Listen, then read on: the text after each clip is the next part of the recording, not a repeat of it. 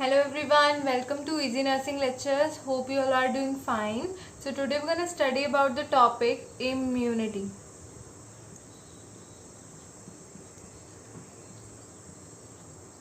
Okay, immunity.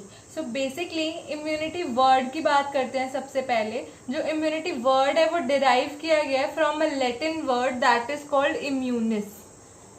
That is called immunis. Okay, so what is meant by immunis? Immunis means free from burden. What it is called? Free from burden.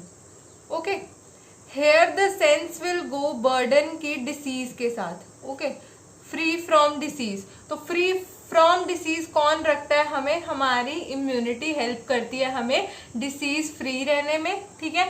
और immunity कौन provide करता है हमें? हमारा immune system. कौन provide करता है हमें? Immune system. ओके, सो इम्यूनिटी कौन प्रोवाइड करता है हमें? Immune system. डेफिनेशन क्या हुई इम्यूनिटी की? सिंपल टर्म्स में बात करें तो it is a resistance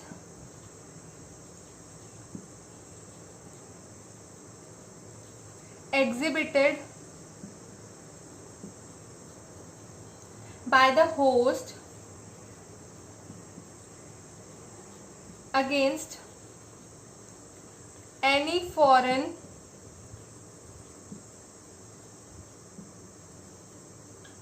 antigen including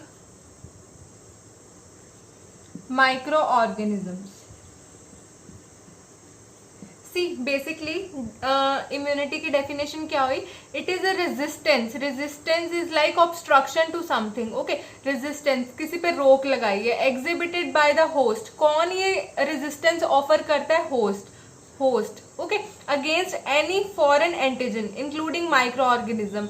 See, ये बंदा है, इसकी बॉडी में कोई भी माइक्रो ऑर्गेनिज्म एंटर हुआ, ठीक है. तो अब इसकी बॉडी क्या है? उस माइक्रो ऑर्गेनिज्म के अगेंस्ट जो भी रेजिस्टेंस शो करेगी, जो ब्लॉकेज शो करेगी, जो रिस्पॉन्स शो करेगी, उसको क्या बोलते हैं हम? इम्यूनिटी. ओके, तो दोबारा से रिपीट करती हूँ. इम्यूनिटी क्या है? It is a resistance that is exhibited by the host against any foreign antigen including micro organisms. Okay, so that is immunity. Now, if we talk about the classification of immunity, there are two broad classification of the immunity. Is innate immunity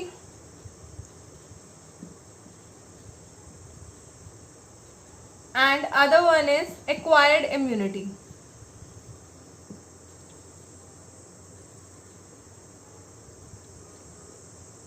So I always ask my student, go with the terminologies of the word first. You will get your answers. So innate, that means inside. Okay, and acquire means you have to acquire it. You have to gain it. Okay, so basically, if we talk about innate immunity is that immunity with which an individual is born. Okay, with which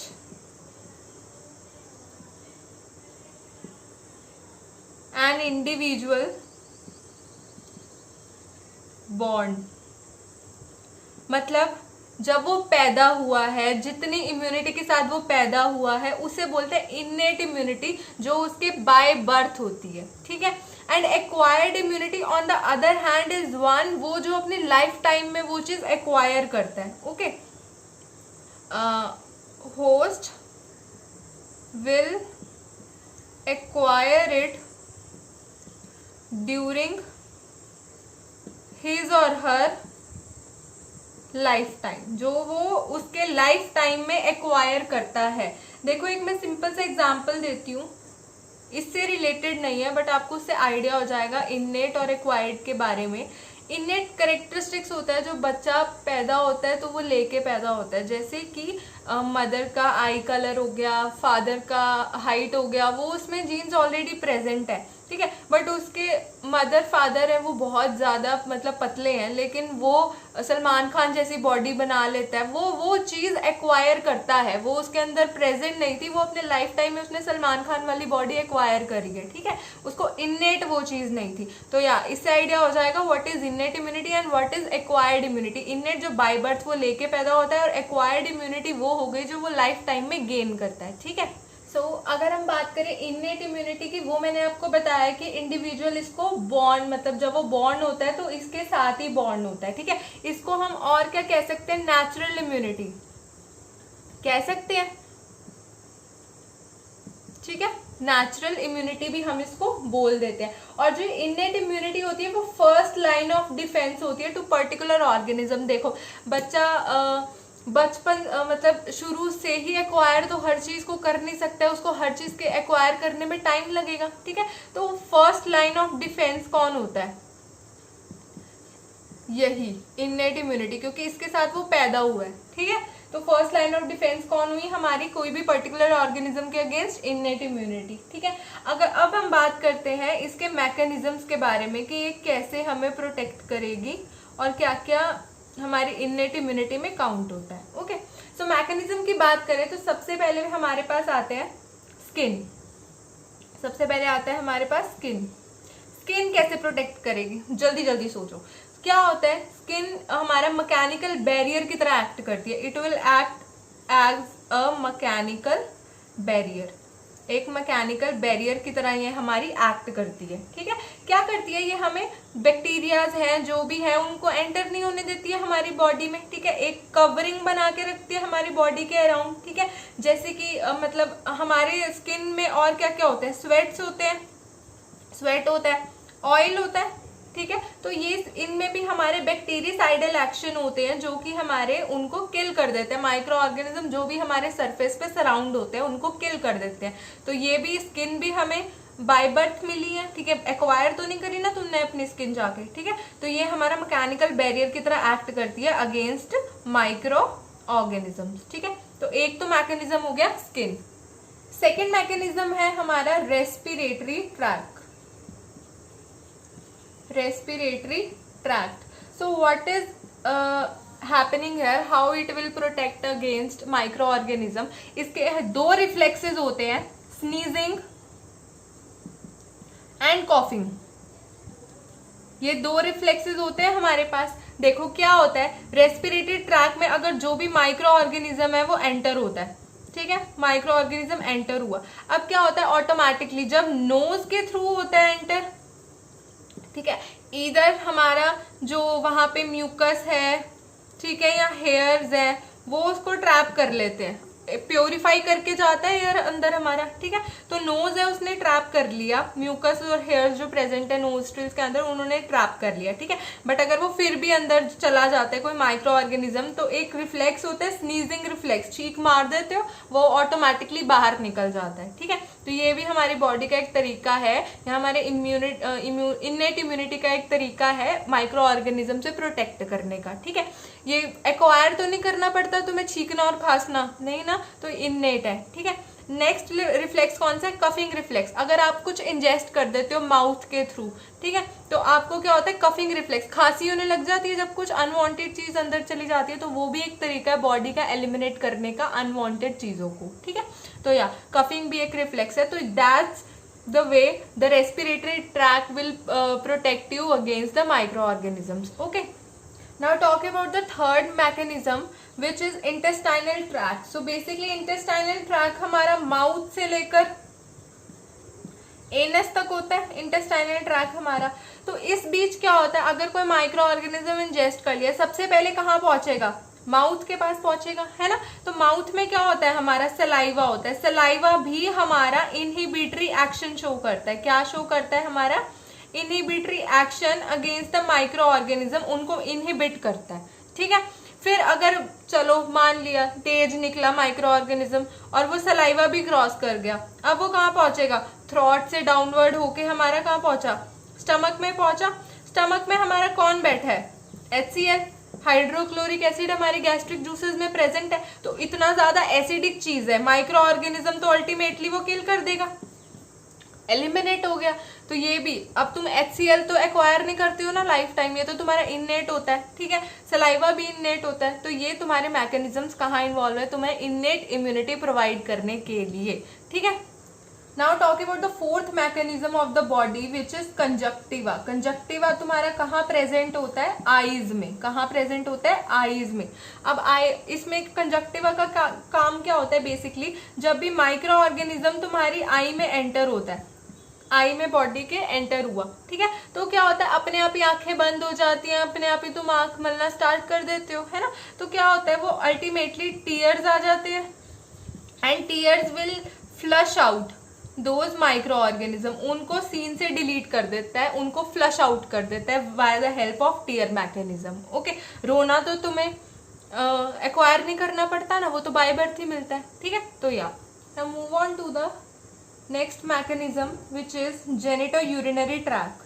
genito urinary tract, okay.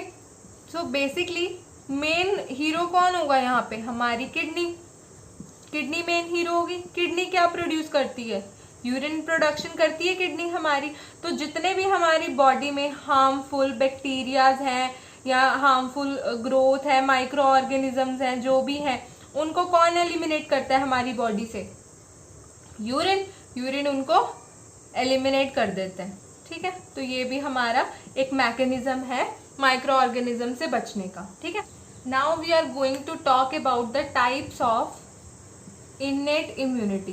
Types of innate immunity, कितनी तरह की होती है हमारी innate immunity। So basically 3 types की होती है। एक हमारे पास होती है species immunity, then came racial immunity,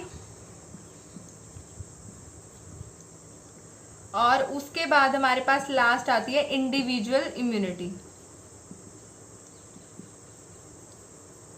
ठीक है।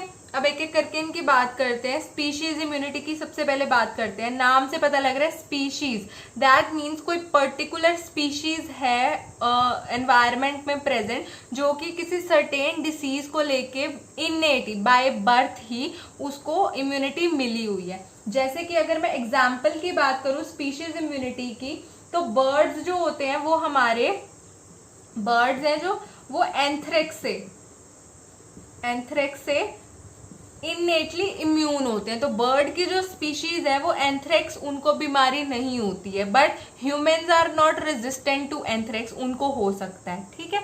तो ये होगी स्पीशीज इम्यूनिटी की, कोई पर्टिकुलर स्पीशीज ही इम्यून है बाय बर्थ किसी पर्टिकुलर डिसीज के अगेंस्ट, ओके। अब बात करते हैं रेशियल इम्यूनिटी। नाम से पता लग रहा है रेशियल, दैट मीन्स रेस, कोई पर्टिकुलर रेस ऐसी है जो कि ज्यादा ही उसको ये बीमारी हो रही है या एक पर्टिकुलर इम्यून है उससे, ठीक है। एग्जाम्पल की बात करें इसमें तो क्या होता है, जैसे कि सर्टेन अफ्रीकन रेस है, उनको वो ज्यादा रेजिस्टेंट है मलेरिया और येलो फीवर में, बल्कि जबकि एशियंस हैं जो अमेरिकन है वो ज्यादा ससेप्टेबल है, ठीक है। रेशियल की बात करें तो कौन, जो अफ्रीकन है वो हमारे किसको लेके रेजिस्टेंट है, मलेरिया को लेके, ठीक है। येलो फीवर को लेके रेजिस्टेंट है, उनको नहीं होता, जबकि एशियंस हर दूसरा बंदा मलेरिया हुआ होता है यहाँ पे, ठीक है। तो ये बात होगी रेशियल की, कोई पर्टिकुलर रेस हमारी इम्यून है। Now talk about individual. Individual की बात करें तो जैसे हमारे तुम्हारे जैसे सेम स्पीशीज के हैं, सेम रेस के हैं, बट कोई एक ऐसा इंडिविजुअल है जो पर्टिकुलरली किसी डिसीज को लेके इम्यून है, ठीक है। एग्जाम्पल की बात करूं तो जैसे कि जिनको ग्लूकोज 6 फॉस्फेट की डेफिशिएंसी होती है, ग्लूकोज 6 फॉस्फेट की जिनको डेफिशिएंसी होती है, तो उनका क्या होता है, वो रेजिस्टेंट होते हैं हमारे मलेरिया के लिए, उनको मलेरिया का इतना डर नहीं होता, उनको मलेरिया होता ही नहीं है।